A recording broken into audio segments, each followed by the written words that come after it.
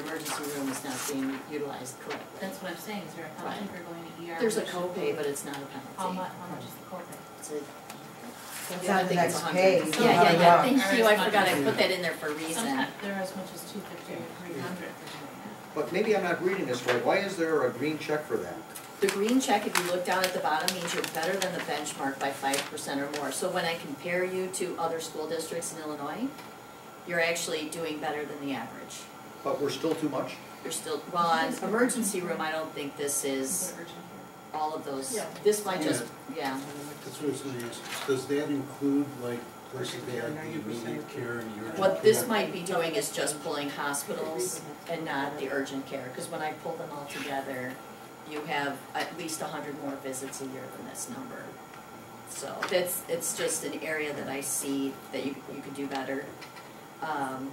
And then professional setting, you're actually doing pretty well there. So your physician services, except for your average paid per preventive care, whatever. So we'll get down to the preventive care in a minute. All right, so another big number to look at is your health risk index. And so your current health risk index is 1.1164. The education sector is 1.1322.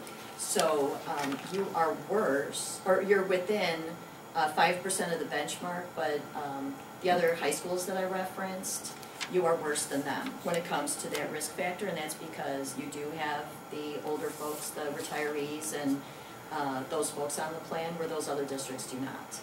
So I think that's this is an age-sex factor. But Lisa, I'm confused here. Mm-hmm. If we have a green arrow, like for instance with heart disease, and it says the difference is we're 48.4% lower, so I would think that'd be good. Like with heart disease. Okay, so Yeah, heart 48 disease, is for this is for, diabetes. that's the GBS benchmark, so that is all of our clients nationally, it's not compared just to schools.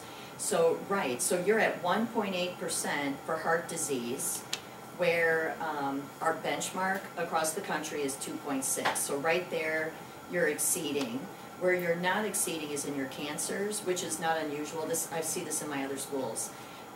Where the benchmark is, you're at 2.8%, the benchmark is 2.6. So you're doing worse there. So, and that goes back to what we talked about, a leading area for you is the circulatory.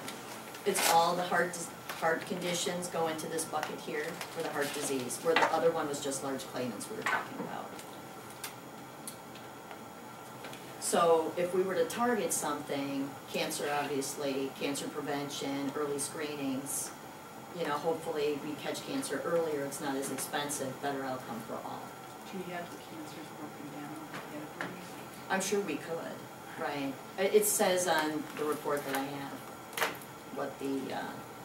And heart as well should be targeted? I'm sorry? Heart as well, or whatever you call it. Yeah, I think circulatory? what we do is, but to be quite honest with you, some of the things that we discuss here, for HIPAA privacy and security reasons, I can't discuss it in a meeting like this where I'm recorded and, you know, it's open. I mean, because something could easily be tied back to an individual, so we cannot have certain conversations here.